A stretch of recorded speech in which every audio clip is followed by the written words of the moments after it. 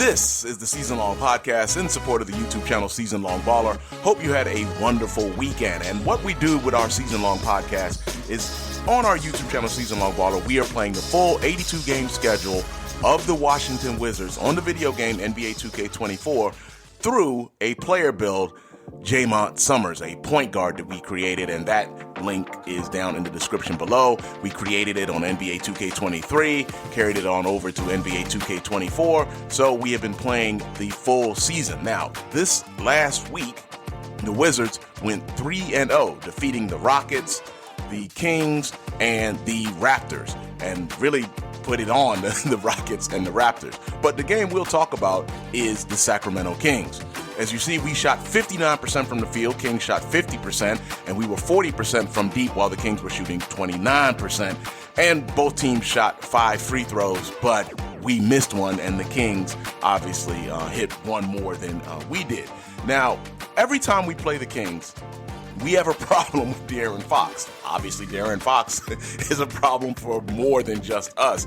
But as you see, Fox scored 34, and the Kings only had 61. Now, he shot the ball, well, he kind of shot the ball like Jaymont Summerz. Shooting just a overwhelming majority of the shots. As you see, he took 23 shots, 3 out of 9 from deep, but nobody else on the team had more than 6 shots. And Davion Mitchell was 0 for 6 from the field. So that obviously doesn't help. Sabonis was 3 out of 4. Monk was 4 out of 5. But Fox, again, taking a majority of the shots, 14 out of 23. But no one else really lit us up here. And again, the Kings only scored 61, and Fox had 34 of those. Now, for the Wizards, we only scored 15, and believe it or not, we did not shoot the ball the most in this game. That's usually the case. We usually do, and we'll talk about that a little bit in a bit. But Jordan Poole shot the ball more than we did this time, 12 times to 11. We were right there. But more of a team effort, as we almost got the double-double with 15 points and 9 assists, along with just 1 turnover to go with 15 points. Still led the Wizards in scoring, and we've led the Wizards in scoring in every game save one. Kyle Kuzma had 10, and Şengün had 10, so you had 4 Wizards in double figures, with Şengün also getting a double-double, going 10 and 10, and the Wizards got a 70-61 victory. Taking a quick look at the playoff seeding right now, the Wizards have locked in a playoff berth along with the New York Knicks. The Wizards are the 1. The Knicks right now are the 2. The Heat are the 3, who we will be talking about a lot later. The Sixers are 4. The Cavaliers 5. Bulls, Pacers, Celtics, and Raptors round out your top 9 out east. In the West, it's the Lakers who have at least clinched a play-in berth. The Warriors, Clippers, Grizzlies, Thunder, and Pelicans are your top 6, with the Nuggets, Timberwolves, and Mavericks rounding out your top 9 out west. And I'm keeping an eye on the Mavericks, who have been falling, kind of been in a free fall, unlike in real life, but have kind of been in a free fall here, where at one point they were, kind of between 1 and 2 in the seeding earlier in the season, but have now fallen all the way back into the play-in berth or into the play-in tournament. And we'll see if they can get out of that. And I, of course, am looking at the Mavericks, because the Mavericks right now are the one team that beat us both times. Now, we do have the Lakers coming up. We'll talk about them too. But the Lakers beat us in LA. We'll be playing the Lakers again in DC in April. So they have an opportunity to get that season sweep too, and they are the 1 seed. So that is important. But the Mavericks have already secured that. The Timberwolves beat us as well right now in the eighth position, but we don't play the Timberwolves until I think it's the last week of the season. We'll see if they end up getting 2 victories on us as well. So let's take a look at the Wizards statistics, just the Washington Wizards. No surprise here in some of the categories, I'm sure. Summerz leading the team in scoring at 26.9 a game. That is the league's leading score. And remember, we play 6-minute quarters. And as you've heard me say several times, when Summerz comes out of the game, we are out of the game, and the game then simulates until we are put back into the game. But Summerz is also leading, as you see that number there, 20.2 minutes a game, right beside points there. But Summerz is also leading the league in minutes per game. I'm hoping that Unseld Jr. will adjust that as we get closer to the playoffs. The Wizards right now are playing well, So you want them to go into the playoffs. Right now is the 1 seed with no injuries or anything, especially to us. And we did have an injury earlier in the season. Fortunately, we didn't miss any games for that. But you would like to think that that Unseld Jr. would reduce that time. And of course, Unseld Jr. in our simulation is still the head coach, just like Alperen Sengun was acquired in a deal with the Rockets that sent Corey Kispert out west, or sent Corey Kispert to Texas, and that is why Sengun is the starting center right now, and you still see Daniel Gafford on our roster instead of being on the actual Dallas Mavericks. In rebounds, Sengun is leading the team at 6.4 a game. Some of those I know are from the Rockets. Haven't been able to figure out how we would divide those up between his Rockets numbers and his Wizards numbers, but he leads the team in rebounding at 6.4. You'll notice that our player, Bill Jaymont Summerz, who we play as, of course, as I mentioned, is at 5.4 rebounds a game and second on the team. And Daniel Gafford, who has done some starting at the beginning of the season, he's been injured, he's come back, he's third at 4.7 rebounds. Assists per game, again, leading the league in assists. So yes, I do shoot the ball a lot, but I am sharing the sugar better than anyone else in the league at 6.1 assists per game. We won't talk about my usage rate, but my assists right now at 6.1 a game. My goal personally is to try to stay over 6, and we've got just a few more games. Hopefully I can keep my average above 6, and Sengun is second along with DeLon Wright, is third on the team in assists at 2.4 and 1.9 respectively. Steals per game, this is the one I've mentioned before that surprises me. I'm averaging just over half a steal a game. DeLon Wright is averaging half a steal a game. That's who I thought would have been leading the team in steals. And I guess really Wright's steals are so impactful. Maybe that's what it is. His steals are impactful. He seems to make the better defensive play when you really need it. He has made some really key plays on some of the offensive juggernauts in the league. So even though Wright only has half a steal, I would say that he's obviously the better defensive player. And he's another one that's no longer on the Wizards, as I believe the Miami Heat were trying to sign him after the Wizards bought him out. But still, again, in our simulation, we get him at least until the rest of the season. Blocks per game, it is Daniel Gafford averaging 0.7 blocks. That is down from when we were on NBA 2K23. He was coming off the bench and was averaging nearly a block and a half. And that was really anchoring the bench unit's defense, because Kristaps Porzingis, who was the defensive player of the year in our simulation last season, was averaging over 2 blocks a game. So the Wizards as a whole were averaging almost 4 blocks a game. That was leading the league. And you had inside defensive presence no matter who was on the floor between Porzingis and Gafford, and that really helped the defense in terms for the Wizards. And we didn't have the smaller guards like Tyus Jones and Jordan Poole. Well, Poole's not tiny, but Jones is smaller. But you had you didn't have that last season with Monte Morris as your backup point guard in our simulation. Turnovers per game, yeah, we got to talk about that. I'm leading the league in turnovers, just under 2 a game. That is also obviously the number one mark here on the Wizards. Jordan Poole at over half a game is tied with Tyus Jones and Alperen Sengun in terms of who has the most turnovers outside of me. Fouls, I am leading the team in fouls, 1.7 fouls a game. Transition take fouls, I'm way ahead of everybody in the league, I'm sure. That's not a stat. It's not a stat up here, but I am 100% positive I am leading in that category, and probably the career leader in that as well, as I had several more of those last season on NBA 2K23. I've had a few this season, and again, probably way more than anyone else in the league, although it does feel like I get called for that way more than anyone else. And you've seen me complain in a few games where someone else gets that fouls in the front court or the back court, and they don't call it. It's always just on me. Now, field goals attempted, I had mentioned this, I average 16.9 a game. That's number one in the league.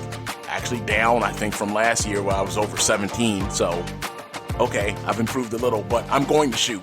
That's established. Kuzma's second on the team at 8.1. Sengun at 6.1.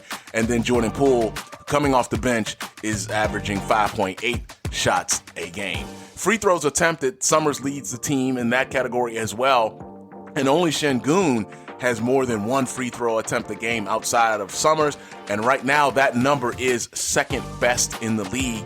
Only Joel Embiid has more free throw attempts per game than Summerz. Free throw percentage right now of the players who are really playing, obviously Coulibaly is playing, not playing as much. And again, I hope that until Junior will play him more. I'm sure on NBA 2K25 he's going to get way more playing time. Muscala and Jaymont are shooting 100%, but they're not obviously getting as much playing time. Muscala, however, has played a little bit before we acquired Şengün, and when Daniel Gafford was injured, Muscala did play a lot, so his 100% is probably a little more legit, although he doesn't get fouled as much. But Summerz, among those who qualify, leads the league in free throw percentage at 94.6. I was at 95, but have been shooting free throws a little less efficient lately. So that's a little bit troubling, hoping to get that back on stride before the playoffs. 3-point percentage, again, Summerz is in the top 5 among the league leaders in 3-point percentage at 47.1. Right now, I think that is 3rd, and obviously Patrick Baldwin does not have enough attempts to qualify, but he has hit at least half of those that he has taken. Now, we talked about the turnovers earlier about one of the worst stats I have. Here's a stat that I've been leading since I've started the simulation, and that is points allowed. I am averaging 12.8 points allowed. I think that has come down a little bit, and it is down a little bit from NBA 2K23. So my goal on NBA 2K25 is to get that number way down. Wright is second in that category on the team at 6.3 points, but he faced a lot of dangerous wings. He was guarding, now not that Kyrie's a wing, but when we face the Mavericks, for example, I'm guarding Luka, he's guarding Kyrie. So that's obviously not easy to do. He was guarding Devin Booker when we played the Suns. So him giving up more points than anyone else on the team outside of me is not a shock. But me giving up 12.8 is easily leading the league, and yeah, that's a goal for next season to get that down. Plus minus, again, the number one number in the league, 8.4 plus minus for us. DeLon Wright is second there on the team at 7.1, and that is second in the league as well.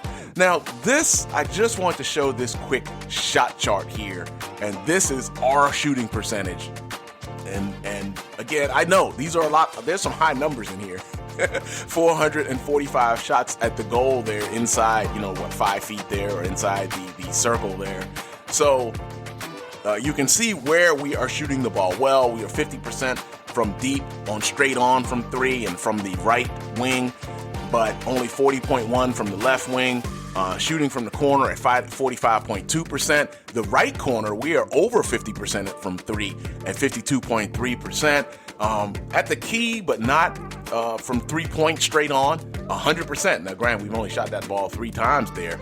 And as you can see, shout out to Joe's Arcade, that, some of those numbers in the mid-range, you've got 23 shots, 2, 3, 4, and 28 on the left side there, and even 59 shots a little closer at 44.1%. Not so great, but you can see on that right baseline, only 25.9%. So I've got to try to get better there. But overall, we are shooting the ball very, very good, very well, I think, for the season. Now, taking a look at what's going on next week. We start off today, later on today, hope to have you for that when we face the Chicago Bulls. Then we face the Nets on Wednesday, the Pistons on Friday, and then the Miami Heat. The Heat right now lead the season series with us 2-1. We did defeat Miami last time that we played them to finally break through, and that was 3 weeks ago on Sunday, 65-59, as you can see there on March 10th, just a 6-point victory. So if we want to get even up the series with the Heat, we will need the victory, and this game will be in DC. Keep in mind, as we talked about earlier, the Heat are the 3 seed right now. So that Heat game, we're going to do something special for that Heat game. We will do a Wizards-Heat post game, and then we will just go straight on in to the Season Long Podcast number 54, and we will do that live. So we'll talk about the game, what happened in the game, and that's going to be at 9:30 p.m. Eastern next Sunday. And again, that'll be Wizards-Heat post game. Hopefully we'll be talking about a win and not a season series loss to the Heat. And again, that game's in DC. And we'll just go right on into Season Long Podcast number 54. You know, we usually do the podcasts on Monday, but we'll do this one on Sunday, doing the post game and the podcast number 54. All of that will be live.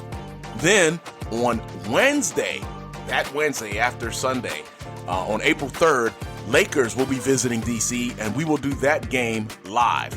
That'll be another live stream at 7:30 p.m. Eastern Time, Lakers at Wizards. And remember, in LA, the Lakers did defeat us, so they will be going for the season sweep. And right now, they are the 1 seed out west. So this could be a possible finals preview, maybe. So I hope to have you for both of those, and that looks like I'm really looking forward to that. It will be a lot of fun. So again, taking a quick look next week. Again, later today, we are playing the Bulls. I know we've played the Bulls a lot here, we played them 8 times last season. Now we're getting all of our matchups in with them now, it seems like really quickly. We've got the Nets on Wednesday. As a matter of fact, the Nets were our first live stream game back in November, and we got our first ever triple-double actually in that game. So far, our only triple-double as well. And then Friday, the Detroit Pistons, and we've played them quite a bit. We'll be going for the season sweep with the Pistons. And then the Heat on the 31st, next Sunday, or this coming Sunday, with the Season Long Podcast and the post game of the Heat and the Wizards. That's going to do it for Season Long Baller. Thank you for joining us as always. Don't forget that we also do these podcasts on Spotify, so you can hear the audio of these. It's really fun to do these and try to keep up with the entire league, and sometimes cover things that are not exactly happening in our simulation if it's not, kind of involving the Washington Wizards or our player Bill Jaymont Summerz directly. That's going to do it for Season Long Podcast number 53. Hope to see you all week as we're going to have these games again: Bulls, Nets, Pistons, and Heat. And you have a wonderful rest of the day. See you for Bulls. That's it for Season Long Baller. Peace.